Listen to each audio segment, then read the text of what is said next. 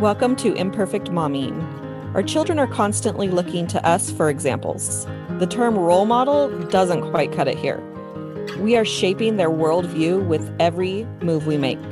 You see, it's not in the lectures we give or moments where we are actively attempting to teach them. It's in the micro movements we make, the unconscious ways in which we navigate life. We are constantly teaching our children how to show up for themselves, their friends, their future partners, and even their future children. So what can we do to ensure we are raising thoughtful, compassionate, self-aware human beings? We have to become them ourselves. No one is perfect, but we can still all be better, and it starts with self-healing. Let's get to it.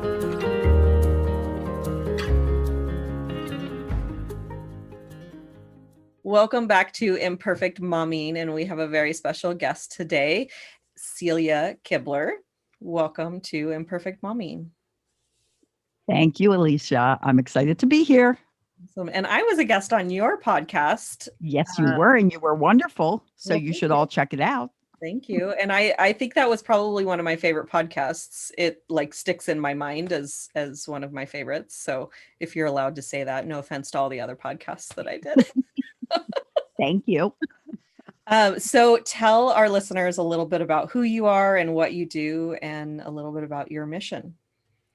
Well, hi, everyone. And thank you for having me. Very grateful. And my name is Celia Kibler. You did say correctly. We had a little discussion beforehand. I am the author of Raising Happy Toddlers, How to Build Great Parenting Skills and Stop Yelling at Your Kids, as well as 3 other children's books. And Raising Happy Toddlers coming out in Spanish. I'm a family empowerment coach. I'm a mommy of 5 kids, 2 I gave birth to, 3 I gained through marriage, and a grandma to 9. And I am on a mission to stop 1 million parents from yelling at their kids. And I believe we're going to talk a little about that today. I'm the founder of Pumped Up Parenting and Funfit Family Fitness. And I've been working with parents and kids for over 40 years. So I'm old. I'm old too. See, you have such a soothing voice to me. You have the perfect podcast voice. Really? Oh my gosh. That's so nice of you to say, because I think I'm loud and obnoxious. No. So it's really good to hear you say that. I'm getting used to, we were talking before we hit record about podcast recording and editing, and I'm really getting used to hearing my voice, which is nice. And even seeing me on camera is getting less awkward too. So that's kind of a happy accident. Mm-hmm. I agree, because people don't like to hear their voices. Like, I used to hear my voice and think, I sound like I'm 5. Why do I sound like I'm 5? Yeah. So absolutely. I have a friend that just said, she's like, I sound like a kid. Everybody thinks I'm a kid. And I was like, I just see you as you. I don't think about that. But I have a weird thing where I think everybody is my age, unless it's super obvious you're not my age. Everybody's my age. Yeah. And we're always more critical of ourselves. Absolutely. It's all that self-talk and stuff like that, which is why we don't want to yell at our children. Right. And create those little voices in their heads. Yeah, you said that on your podcast, and I was so fascinated with that, because I've had, parents yell at me, and I have that inner critic. And so there's the explanation, right? So tell our listeners a little bit more about it. So it's really important to start being intentional with the way you communicate with your child and the way you behave with your child, and you include your child in their parenting journey. Mm-hmm. And when you yell at your kids, when you are more reactive than proactive, and you wind up just reacting through emotion and not thinking about what you're saying or doing, and you wind up yelling at them, what happens to a child when they're yelled at? And I would guess, for those of you that have been yelled at as children or even as adults, you're gonna actually agree with many of these reactions, because what happens is, number one, there's extreme low confidence, low self-worth. They feel like, honestly, they're worthless. Nothing they ever do is right. And they actually learn to second guess themselves constantly, which we carry into adulthood, because they're they're not sure anything they're doing is correct. So there's this whole second guessing process going on. And the very sad truth is that children that are consistently yelled at, they don't grow up to hate you, their parent. They grow up to hate themselves. And that's the real destruction of it. And in my eyes, the abuse that consistent yelling causes for children. Yeah. And that's it. To be specific, I have two questions for specificity of yelling. So yelling at your children versus yelling at a spouse is what creates what you just described. Is that I'm assuming that's correct? Well, Or is it funny thing both? is, it's like secondhand smoke. Okay. There's this whole study, you're around somebody who smokes, even though they're not smoking in front of you, you're getting all those residual effects. Mhm. Same with what goes on in your own relationship. Okay. Like in my family, my father, wonderful man, incredible human, my mother as well. But my father came from a childhood of physical and mental abuse. Mhm. He didn't, whoops, sorry about that alarm.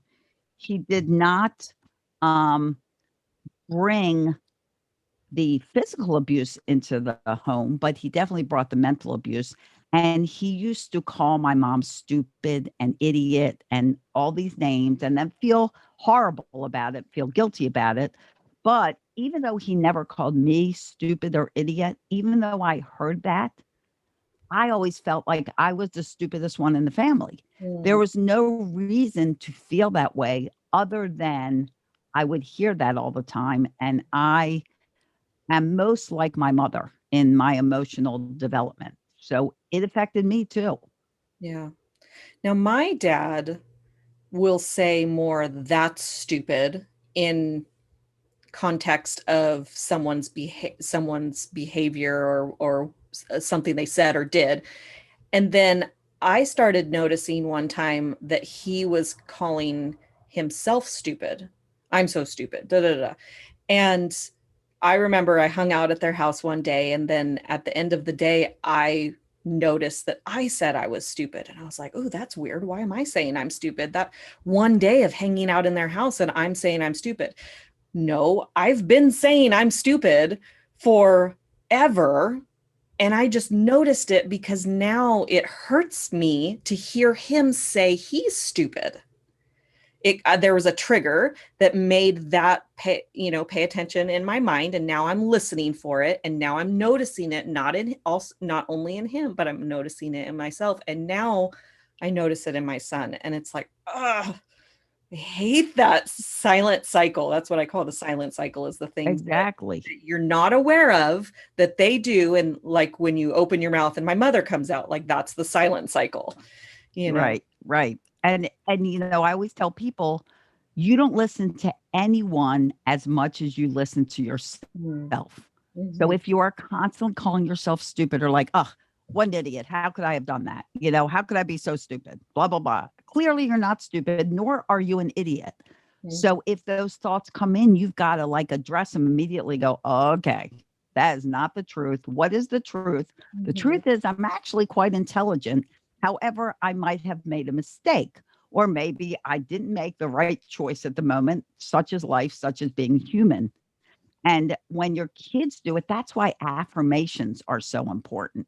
In my tranquility tribe, my daily posts are affirmations Mm-hmm. so that you don't even have to think of them. You can just read them off of there, have your kids read them. They're so important because what you speak, what you focus on, is what your brain focuses on. Mm-hmm.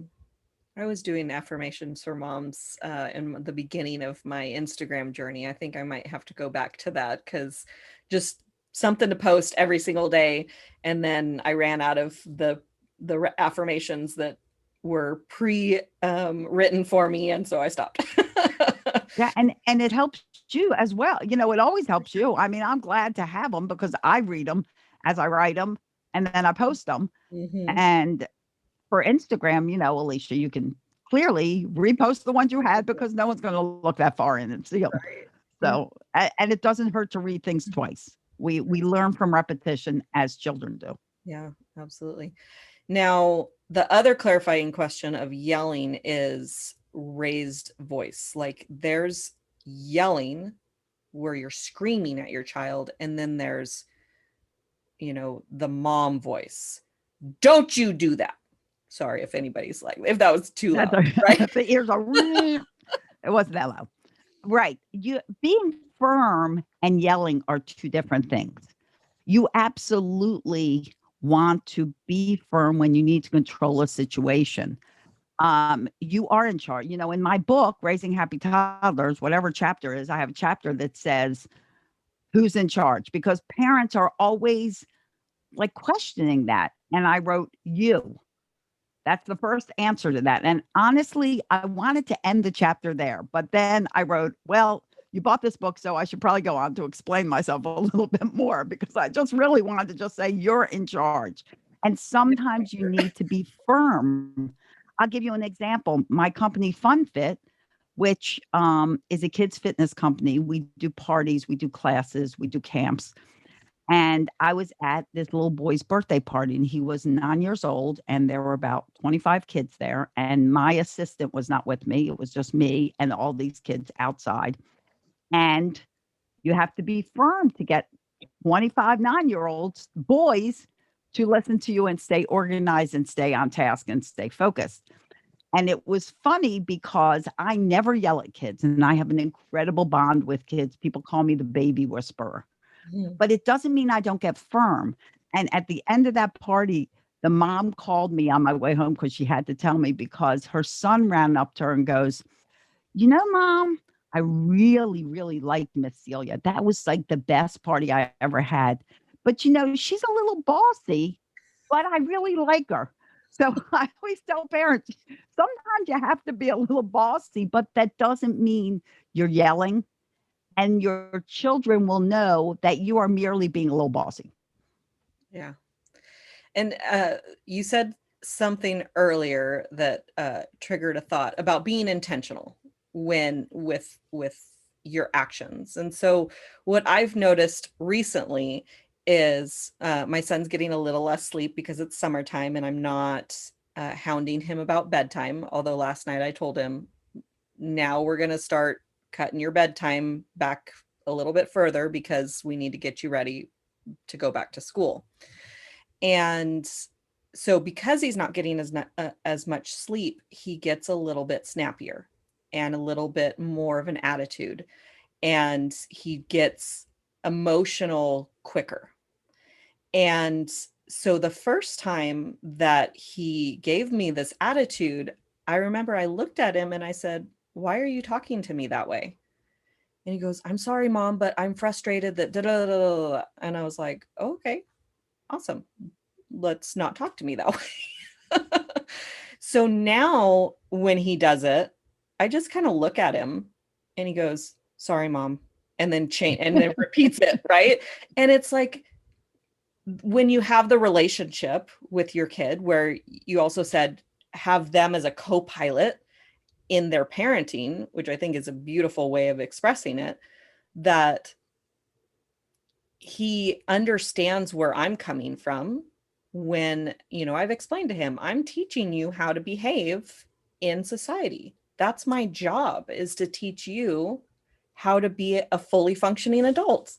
Exactly. And so when you do things that aren't appropriate as a fully functioning adult, we give you grace because you're 9, and we need to practice behaving correctly. Exactly. And, that's why my tagline in Pumped Up Parenting is, because we're raising adults, not children. Mm-hmm. And it's what we always have to remember. What we do now is what they do later. Mm-hmm. And, when you're having a cooperative relationship with your child, you make clear the ground rules, what is acceptable in your home. You put down your core values. Everyone understands them. In this home, we are kind and respectful to each other. We are not rude and nasty, because whatever you do, you give your child permission to do. So if you allow them to speak rude to you, hit you, be aggressive to you, you are giving them permission to do that to anyone.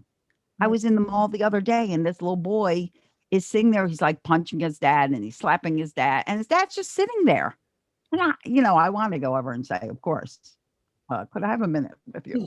But that would not be acceptable. Yeah. So, but I'm like, you don't just sit there. You do what you did.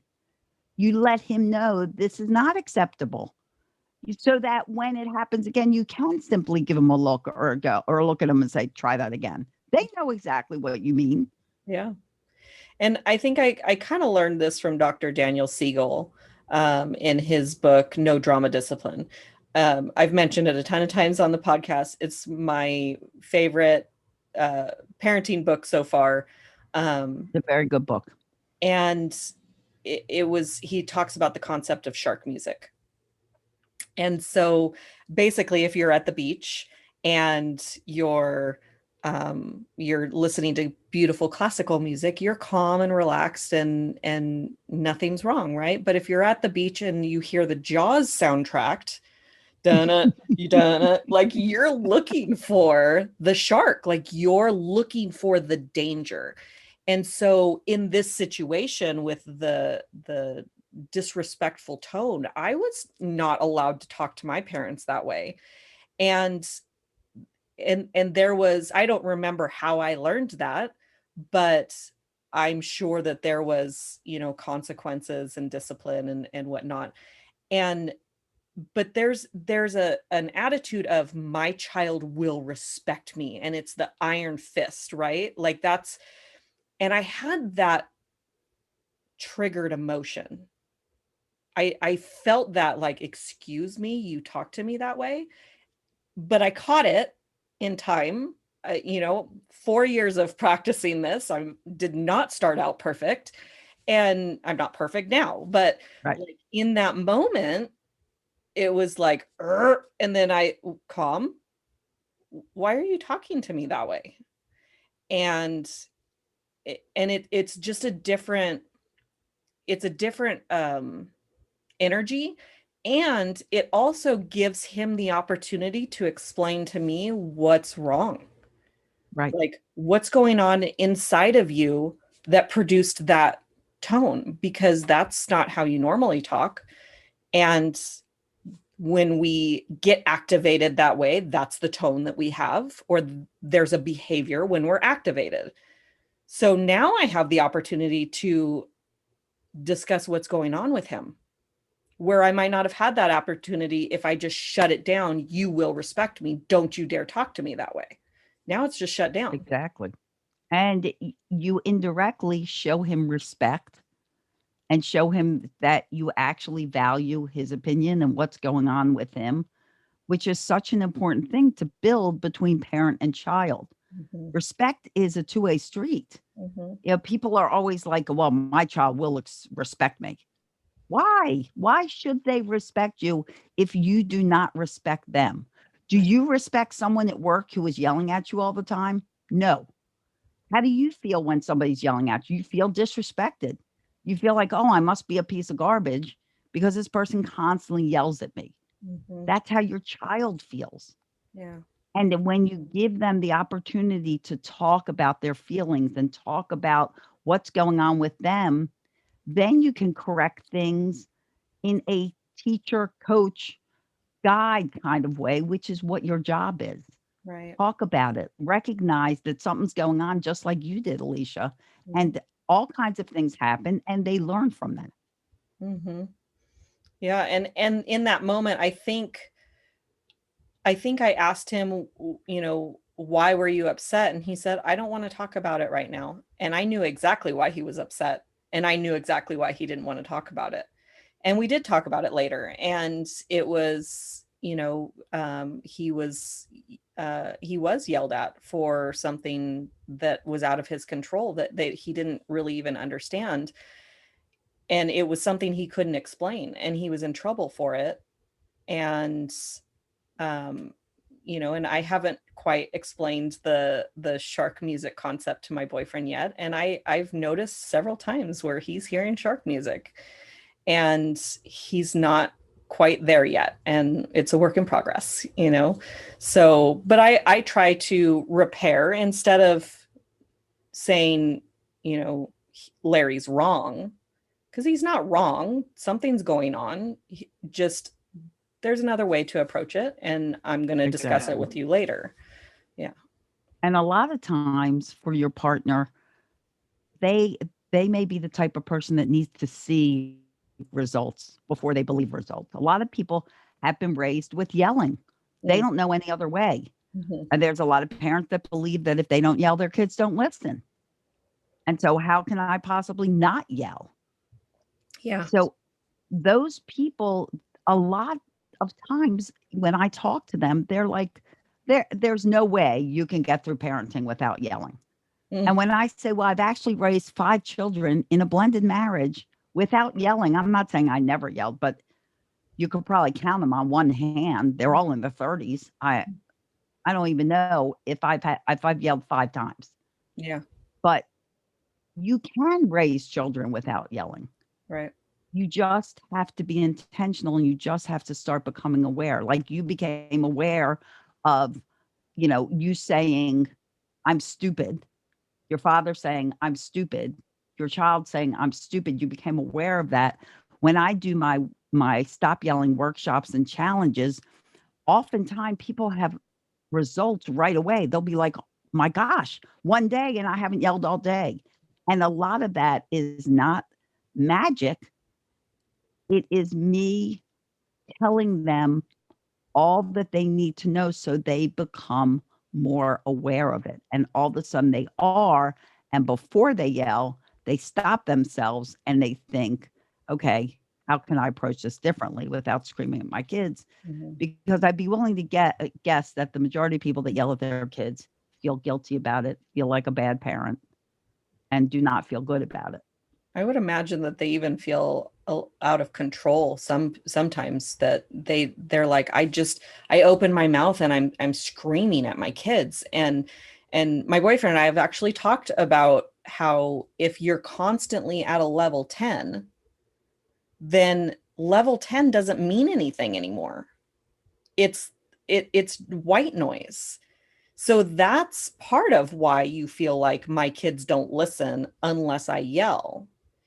And I would imagine that like it takes a little more time to do what I did. It takes more time to say, why are you talking to me that way? And then open up the dialogue and the conversation than to just say, don't you talk to me that way. But I mean, these are our kids. What's more important? Exactly. There, in my eyes, what is more important? Yeah. What is a higher priority in your life than your children? Hmm.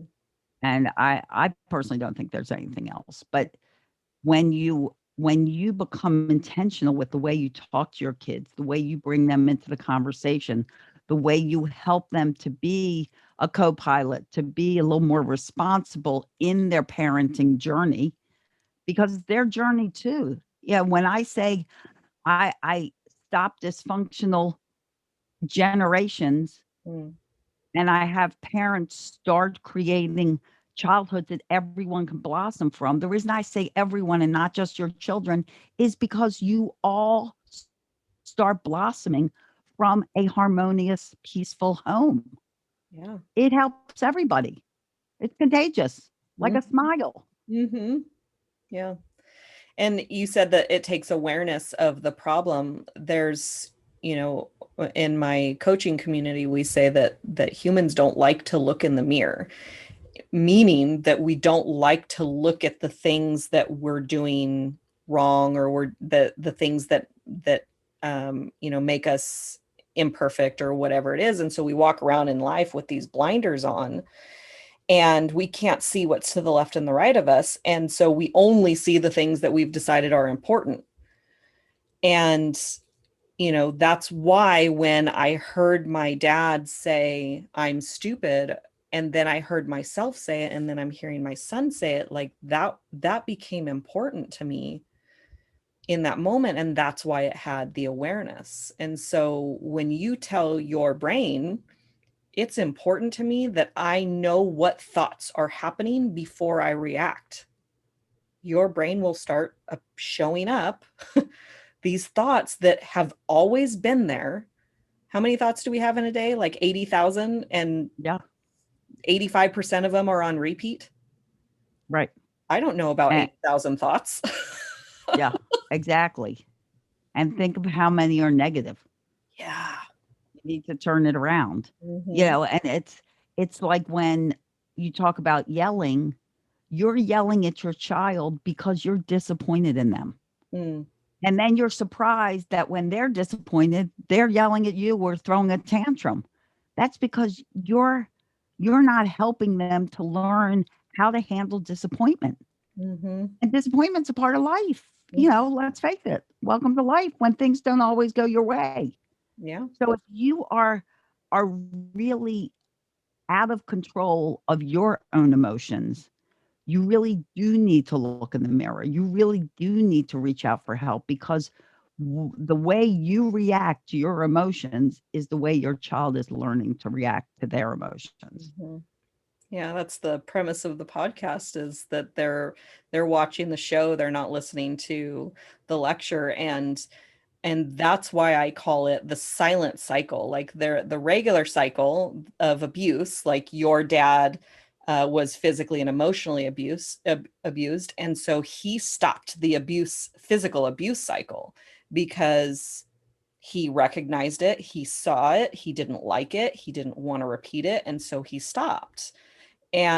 But he didn't recognize the emotional abuse cycle, and so that became the silent cycle that he created, and you noticed it and decided, I'm going to break that cycle. And but these silent cycles are sneaky. Yeah, and, and exactly. and dangerous. And so that's why personal development is so important, because when you learn about yourself and personally develop, you become aware of these things, you become aware of the silent cycles, and now you can break them. Exactly. And when you really decide this has to end with me, this has to come to an end. You need to recognize it in all aspects of your life. Mm. If you are at home parenting with another person and you're trying not to yell at your kids, but you're still yelling at your partner, you are modeling that kind of relationship behavior to your children. They see that and they're like, well, this must be what a normal relationship is like. And they mimic it with their siblings, they mimic it with their friends. And when they get older and get into a loving relationship, that's what they see as normal. So Mhm. it's really important to be intentional in all aspects of your life Mhm. and really control the words you say, the way you say them, and the reaction that you're looking to get and the solution that you're shooting for. Mhm. And it's so funny now, my boyfriend and I, we don't really fight. We've had probably 5 or 6 like disagreements, to the point that where one of us has to leave the room because there's we're emotionally activated, and we've learned that just the being emotionally activated triggers the other person, and so we separate and calm down and then come back and have a discussion about it. And we've had discussions about all 5 of these arguments that we've had, or conflicts that we've had. And the most recent one, my son saw, and he said, I don't like it when you guys fight. And I'm laughing in my head, because I'm like, you don't know what fighting is. This is healthy. what we Right. This is like healthy. And and I get so much of my coaching content from these discussions that he and I have. And Exactly. I get so much self-awareness from these conversations, and then I get to know him more because of these conversations. And like, we have this deep, loving relationship that neither one of us has experienced before. Both of us have had constant fighting in relationships, and we just figured out how we tick, and we've been able to stop. and or to prevent the fighting, the yelling, the screaming, the saying the things that you can't unsay later. Right. Exactly. Yeah. Exactly. And with parenting and with relationships themselves, if you do say something that's unintentional, don't forget you can say you're sorry. There are do-overs allowed in life. And when you start saying you're sorry, you give your children permission to say they're sorry. When they hear you come in and go, you know what? I had a really bad day and I did not intend on taking it out on you guys. I'm really sorry. Let's start over. I'll walk in the door again and we'll start over. You can do that. And not that it takes away what just happened, but at least it makes you authentic. It makes your children understand that this was a mistake that you can keep going from. Mistakes aren't the end of the world. And it makes you human. And it recognizes that you are not just human, your children are human. Yeah. And I really look forward to the day that that I speak to my son with an attitude and he goes, "Why are you talking to me like that, Mom?" Exactly. Exactly. Because he will. He will. Because Yeah, he learned it. absolutely. Exactly. And it's always good to give your children the permission to hold you accountable to what you say. What you say goes for all of your family. It doesn't just go for the kids. You need to be a person of integrity so that you are actually living what you're trying to get them to live. So Mhm. don't be afraid to say, you know what, guys, if I'm kind of going off the handle here, pat me on the shoulder and say, whoa, mom, whoa, let's talk about this. Yeah. Give them permission. And I've been talking about my puppy a lot in podcast episodes lately, but Because what he's so fun. I'm learning so much because I've been in kind of a routine, and puppy coming in upsets the routine, um and I don't do too well with the routine upset. I like my routine the way that it is, and but the first couple of days I was severely sleep deprived, and I noticed that in my sleep deprivation that I was a lot quicker to snap and I was a lot more irritable. And I told him on day one, I said, "Listen, I'm tired and I'm sorry. I'm going to have reactions that I don't mean." And I pre-apologized because I knew it was coming. And you know what that did? It made my son take responsibility for the dog. He That's started awesome. taking the dog outside. I got 3 hours of nonstop silent, just to myself, and I took a nap, I'm not gonna lie. Good for you. And where my son was taking care of the dog and he was taking responsibility for the dog, and I have not seen him take responsibility for any animal like that. And I think it's amazing that there's not been a single complaint anytime I say go take the dog outside to go pee. Not That's once. wonderful. Yeah. It's good to give your kids responsibility. Mhm. Number 1, it makes them feel like they're a part of a bigger circle than just themselves Mhm. because, children start growing up very self-focused. Mhm. So it lets them know, hey, I'm part of a bigger picture than just Mhm. me. It gives them the responsibility, know that mom and dad trust me, they value me, they feel like I have skills. I want to have skills. I want to be big. I want to try stuff. And you're giving your child the confidence to do and try new things because you are already showing that confidence in them. Yeah. Super important. Mhm. And you spoke about triggers. That's a really important thing to remember when raising children is recognize those 4 key triggers. And they happen to be your triggers too. Hunger, thirst, you're tired, you're overwhelmed.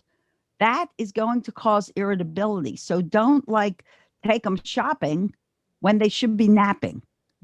But you take them shopping when they should be napping, they're going to be irritable. If they're hungry, address that hunger. Do Mhm. it for yourself. You know you're irritable. I mean, I get very hangry when I'm hungry. My husband knows. Time to feed her because she's going to get irritable. It's true, and I love that you broke it down into four triggers. Same again: food, So water. it's hunger, Uh-huh. thirst, and the reason thirst is because children dehydrate much faster than adults, and your brain is mostly water. So when you start to dehydrate, the first thing to go is your brain.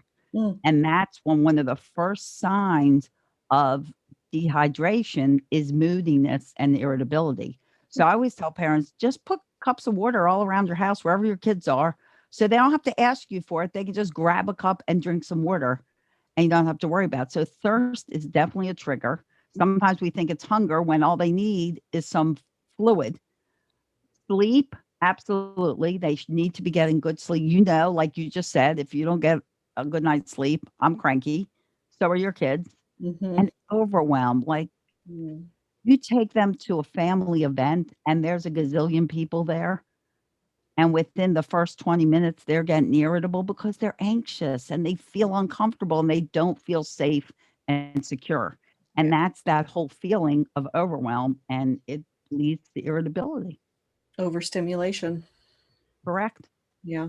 I know I get really cranky overstimulation. We just celebrated 4th of July at the time that we're recording this. 4th of July was about 2 weeks ago. And I was at a friend's house, and the air conditioner was on, but it wasn't really working. So it was about 82 in the house. Her 4-year-old daughter loves people, and I was the same way at that age. And she doesn't have the personal boundaries. And so she was sitting on top of me, and it hurt my soul to tell her, I need you to scoot over. It was just too hot. Right. I couldn't take it. We just had the dog, so she was super excited about the dog, and she was yipping in my ear, not the dog. Just cha cha cha cha cha cha. And she's working on some speech stuff, so it's not always easy to understand what she's saying. And so again, I was hot. She's on top of me. She's talking in my ear and I can't understand her. The dog is new. And I feel like there was also something else. And I was just like, I'm so overstimulated right now and I can't calm down.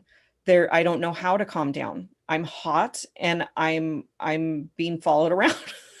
Yeah, you can feel the tension rise. You can feel like static running through your Yeah. body. Yeah. And if you think about how I just described all of that, our kids are going through this too. And we get super instantly upset if they're not on their A game and looking good for the neighbors.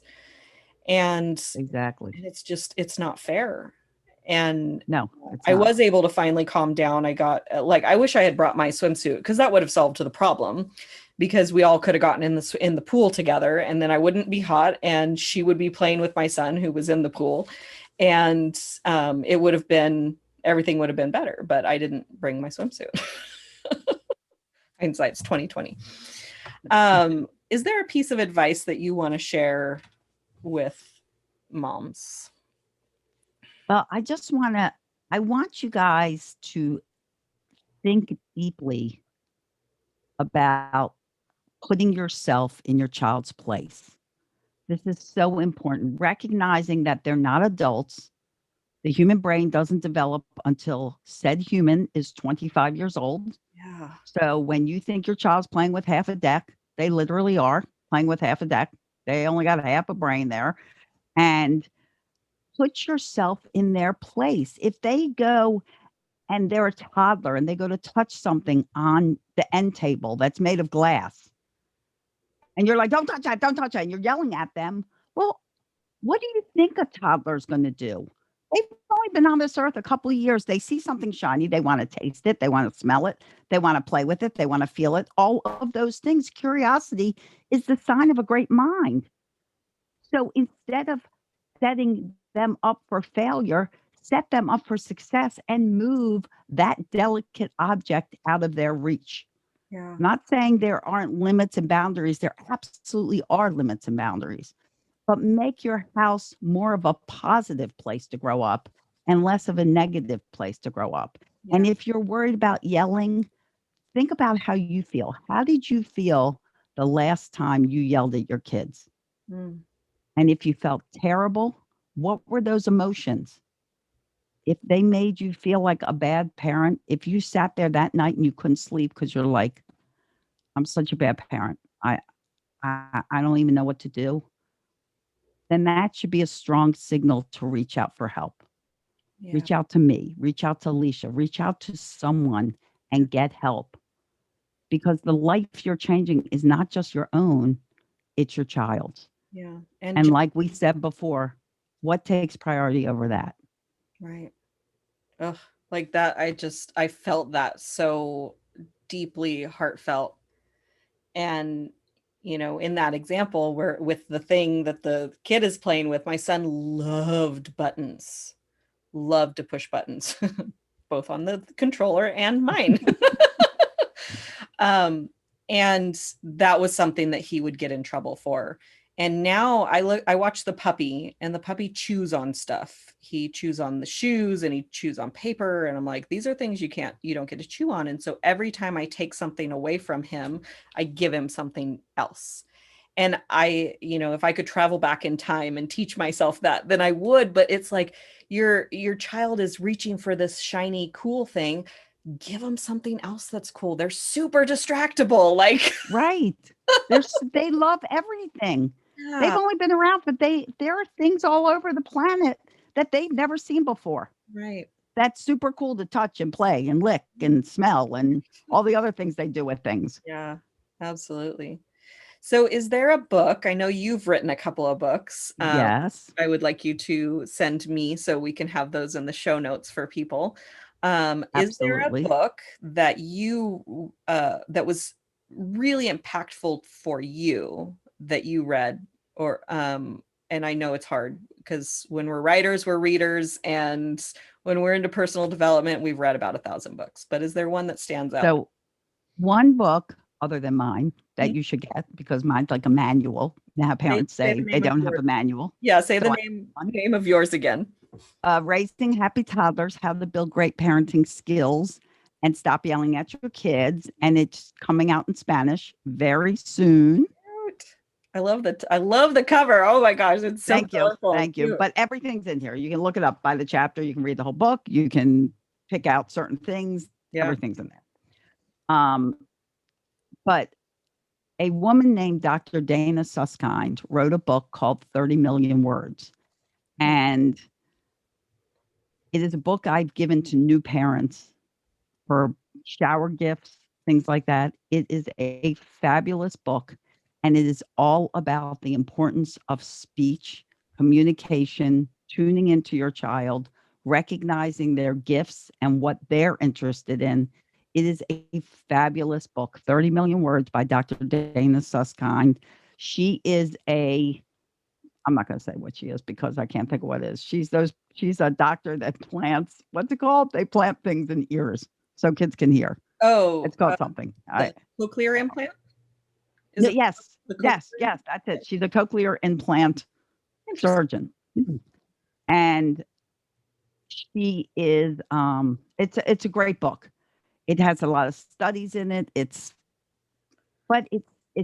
so interesting.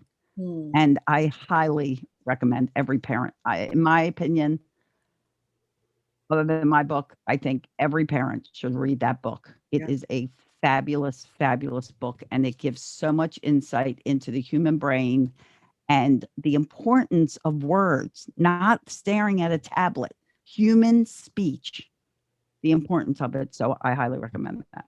I love that idea of giving new parents that book or a book of, that my big thing right now is that, I want moms and parents to understand how important personal development is, because what I've noticed in my research is that you're either into personal development or you're not. And it's all or nothing, because once you start personal development, you really don't stop. It becomes Right. an obsession.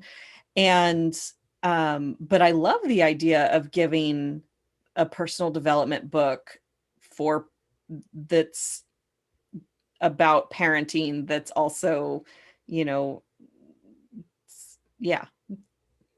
personal development Exactly. as well. And that will help them Yeah. and help their kids. Yeah. And a girlfriend of mine is, I think she's 10 years into her baby making journey. And she's picked my brain about surrogacy, and she has a surrogate now, and she has her baby shower in September, and which will be past by the time this episode comes out. But I think that's a book that I'll end up getting her as a gift, because I mean, why not? That's a really cool idea. It is. Yeah. I mean, I want to give parents, your new parent, have something to read that's really valuable. And that book is so valuable. It's such a good book. Such a good book. I'll probably give her my mom guilt book too, so she can get a preemptive, Exactly. Yeah. Because we all feel guilty about something. Yeah. It's in our nature. It's how we're wired. Like I say for kids, it's how they're wired. It's how we're wired. Exactly. So where can our listeners find you? Well, I would love you to join me at Pumped Up Parenting, pumpedupparenting.com. All my group coaching and my private coaching is available. You can go to workwithcelia.com. No, don't go there. Go to talkwithcelia.com for a talk and a chat and see what's going on. But Pumped Up Parenting can be found on Facebook. There's the Pumped Up Parenting podcast. pumpedupparenting.com has my books, my pocket. You can find everything right there. Yeah. So that's probably the easiest way to reach out to me. And if you have any questions, send me a message, send me an email. I'm here to help. I love it. And I'm really glad that we got a chance to connect again, this time on my podcast. And so thank you so much for pouring into our listeners, and there's in the billions of parents whose lives you're changing, and the children, and the aftermath of all of that. Like I get all excited when I think about stuff like that, like you're impacting this person, but then it's their kids and their grandkids, and so many, like, right. And I have this utopian idea. Wouldn't it be wonderful? Yeah. If we could do this, think how many generations. It's not just your children, it's your grandchildren, it's your great-grandchildren. What you do today impacts, it's believed to impact 7 generations to come. Wow. So start impacting. Yeah, that just start with your children. Yeah, it definitely starts with you, and it made my brain explode thinking about 7 generations. Wow. So again, thank you for being here, and thank you, Alicia, for having me. Always a pleasure to talk to you. And making my brain explode and all. Oh, you're so sweet. So I will have another episode of Imperfect Mommy next week. And until then, keep healing. Thank you for tuning in to Imperfect Momming. It's time for us to step up and realize that our power is not in trying to shape our children. Our power lies in shaping ourselves into the people we want our children to model themselves after. Don't just do it for your kids. Do it for yourself. When you become a more self-aware, compassionate, and confident person, you and everyone around you benefit. For more information about me and my work, visit AliciaLyons.com. That's ALYSIALYONS.com. See you next time.